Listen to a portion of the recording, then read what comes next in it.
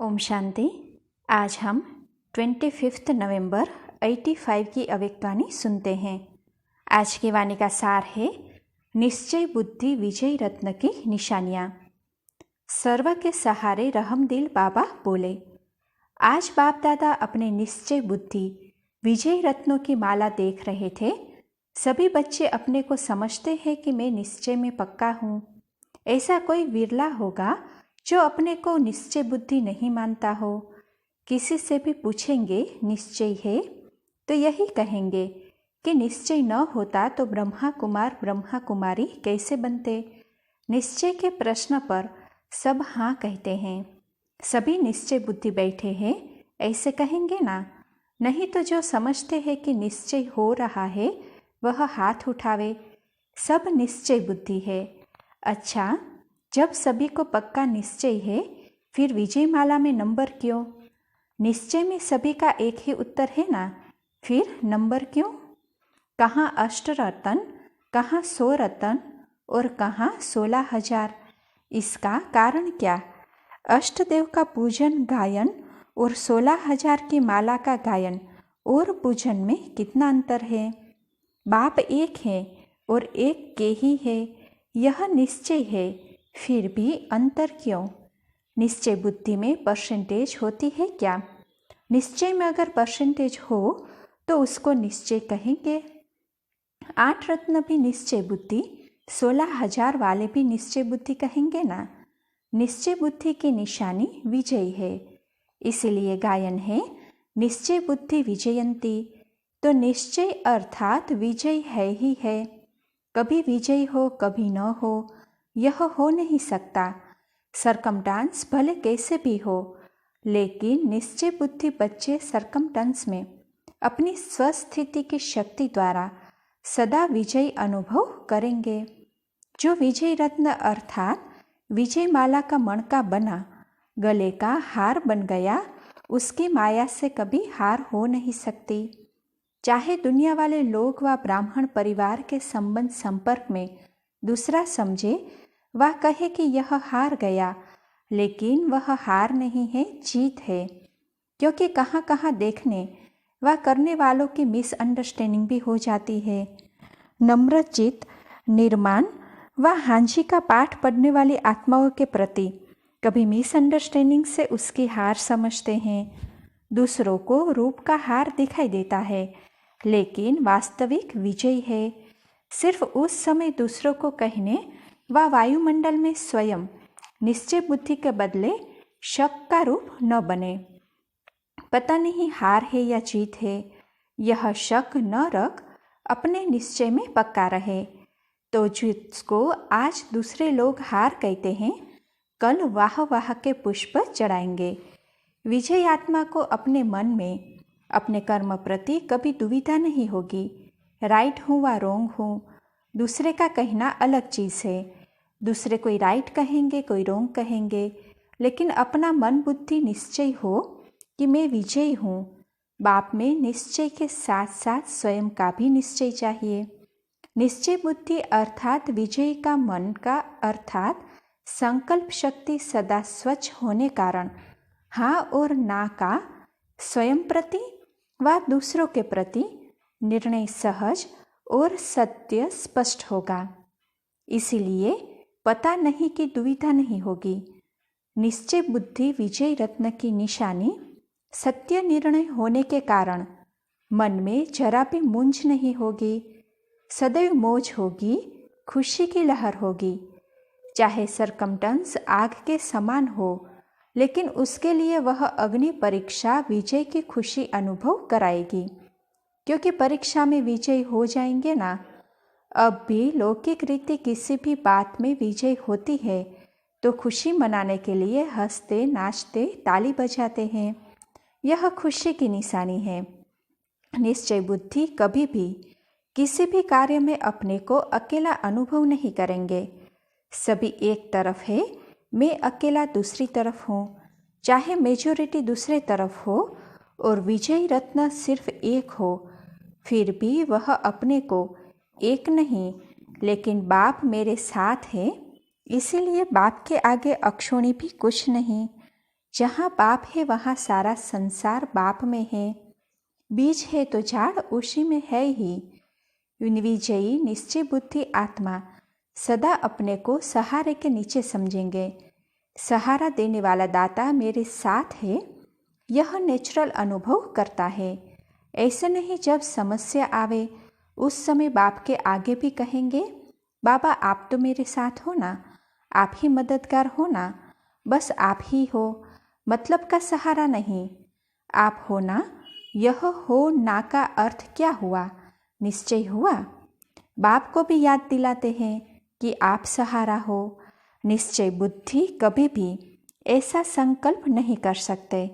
उनके मन में जरा भी बेसहारे व अकेलेपन का संकल्प मात्र भी अनुभव नहीं होगा।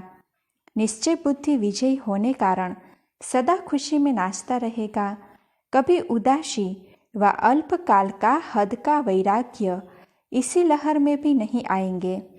कई बार जब माया का तेज वार होता है, अल्पकाल का वैराग्य भी आता है, लेकिन वह हद का अल्पकाल का वैराग्य होता है, बेहद का सदा का नहीं होता है। मजबूरी से वैराग्य वृत्ति उत्पन्न होता है, इसीलिए उस समय कह देते हैं कि इससे तो इसको छोड़ दे, मुझे वैराग्य आ गया है, सेवा भी छोड़ दे, यह भी छोड़ दे। वैराग्य आता है लेकिन वह बेहद का नहीं होता। विजयी रत्न सदा हार में भी जीत, जीत में भी जीत अनुभव करेंगे। हद के वैराग्य को कहते हैं किनारा करना। नाम वैराग्य करते लेकिन होता किनारा है।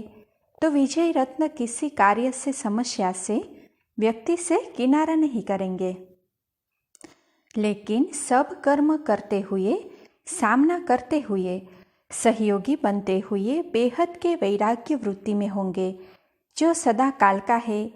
निश्चय बुद्धि विजयी कभी अपने विजय का वर्णन नहीं करेंगे, दूसरे को उल्हाना नहीं देंगे। देखा मैंने राइट कहा था। यह उल्हाना देना या वर्णन करना यह खालीपन की निशानी है। खाली चीज़ ज़्यादा उछलती है ना, जितना भरपूर होंगे उतना उछलेंगे नहीं। विजय सदा दूसरे की भी हिम्मत बढ़ाएगा, नीचा दिखाने की कोशिश नहीं करेगा, क्योंकि विजयी रत्न बाप समान मास्टर सहारे दाता है, नीचे से ऊंचा उठाने वाला है।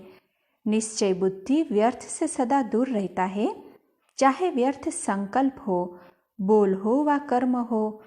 व्यर्थ से किनारा अर्थात विजयी। व्यर्थ के कारण ही कभी हार कभी जीत होती है। व्यर्थ समाप्त हो तो हार समाप्त, व्यर्थ समाप्त होना यह विजयी रत्न की निशानी है। अब यह चेक करो कि निश्चय बुद्धि विजयी रत्न की निशानियां अनुभव होती है। सुनाया ना, निश्चय बुद्धि तो है, सच बोलते हैं, लेकिन निश्चय बुद्धि एक है जानने तक, मानने तक, और एक है चलने तक। मानते तो सभी हो कि हाँ भगवान मिल गया, भगवान के बन गए। मानना व जानना एक ही बात है, लेकिन चलने में नंबरवार हो जाते तो जानते भी है, मानते भी, इसमें ठीक है। लेकिन तीसरी स्टेज है मानकर जानकर चलना। हर कदम में निश्चय की व विजय की प्रत्यक्ष निशानियां दिखाई दे, इसमें अंतर है, इसलिए नंबरवार बन गए। समझा नंबर क्यों बने हैं? इसी को कहा जाता है नष्ट मोहा। नष्ट मोहा की परिभाषा बड़ी गुह्य है, वह फिर कब सुनाएंगे। निश्चय बुद्धि नष्ट मोहा की सीढ़ी है। अच्छा, आज दूसरा ग्रुप आया है, घर के बालक ही मालिक है, तो घर के मालिक अपने घर में आए हैं ऐसे कहेंगे ना। घर में आए हो या घर से आए हो, अगर उसको घर समझेंगे तो ममत्व जाएगा, लेकिन वह टेम्पररी सेवा स्थान है। घर तो सभी का मधुबन है ना। आत्मा के नाते परम धाम है, ब्राह्मण के नाते मधुबन है। जब कहते हो कि head office Madhuban mount Abu है, तो जहाँ रहते हो वह क्या हुआ? ऑफिस हुआ ना, तब तो हेड ऑफिस कहते। तो घर से आए नहीं हो, लेकिन घर में आए हो। ऑफिस से कभी भी किसको चेंज कर सकते हैं, घर से निकाल नहीं सकते। ऑफिस तो बदली कर सकते हैं। घर समझेंगे तो मेरापन रहेगा। सेंटर को भी घर बना देते, तब मेरापन आता है। सेंटर समझे तो मेरापन नहीं रहे। घर बन जाता, आराम का स्थान बन जाता, तब मेरापन रहता है। तो अपने घर से आए हो, यह जो कहावत है अपना घर दाता का दर, यह कौन से स्थान के लिए है? वास्तविक दाता का दर अपना घर तो मधुबन है ना। अपने घर में अर्थात दाता के घर में आए हो। घर अर्थात दर कहो एक ही बात है। आने घर में अपने से आराम मिलता है। मन का आराम, तन का भी आराम, धन का भी आराम। कमाने के लिए जाना थोड़ी ही पड़ता है। खाना बनाओ तब खाओ, इससे भी आराम मिल जाता। थाली में बना बनाया भोजन मिलता है। यहाँ तो ठाकुर बन जाते हो। जैसे ठाकुरों के मंदिर में घंटी बजाते हैं ना, ठाकुर को उठाना होगा, सुलाना होगा तो घंटी बजाते। भोग लगाएंगे तो भी घंटी बजाएंगे। आपकी भी घंटी बजती है ना। आजकल फैशनेबल है तो रिकॉर्ड बजता है। रिकॉर्ड से सुलाते हैं तो रिकॉर्ड से उठते हो, तो ठाकुर हो गए ना। यहाँ काहे फिर भक्ति मार्ग में कॉपी करते हैं। यहाँ भी 3-4 बार भोग लगता है। चैतन्य ठाकुरों को 4 बजे से भोग लगाना शुरू हो जाता है। अमृत वेले से भोग शुरू होता। चैतन्य स्वरूप में भगवान सेवा कर रहा है बच्चों की। भगवान की सेवा तो सब करते हैं, यहाँ भगवान सेवा करता। किसकी? चैतन्य ठाकुरों की। यह निश्चय सदा ही खुशी में झुलाता रहेगा। समझा? सभी जोन लाडले हैं। जब जो जोन आता है वह लाडला है। लाडले तो हो, लेकिन सिर्फ बाप के लाडले बनो, माया के लाडले नहीं बन जाओ। माया के लाडले बनते हो तो फिर बहुत लाड कोड करते हो। जो भी आए हैं भाग्यवान आए हो भगवान के पास।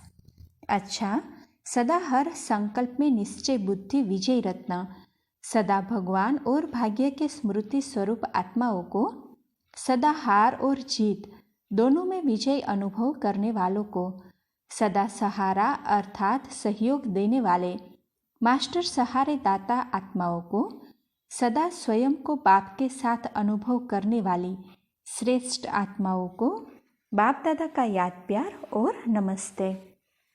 अच्छा, पार्टियों से अव्यक्त बाप दादा की मुलाकात। पहला, सभी एक लगन में मगन रहने वाली श्रेष्ठ आत्माएं हो। साधारण तो नहीं, सदा श्रेष्ठ आत्माएं जो भी कर्म करेंगी वह श्रेष्ठ होगा। जब जन्म ही श्रेष्ठ है तो कर्म साधारण कैसे होगा? जब जन्म बदलता है तो कर्म भी बदलता है। नाम, रूप, देश, कर्म सब बदल जाता है। तो सदा नया जन्म, नए जन्म की नवीनता के उमंग उत्साह में रहो। जो कभी कभी रहने वाले हैं उन्हें राज्य भी कभी कभी मिलेगा। जो निमित्त बनी हुई आत्माएं हैं उन्हें निमित्त बनने का फल मिलता रहता है, और फल खाने वाली आत्माएं शक्तिशाली होती है। यह प्रत्यक्ष फल है, श्रेष्ठ युग का फल है। इसका फल खाने वाले सदा शक्तिशाली होंगे।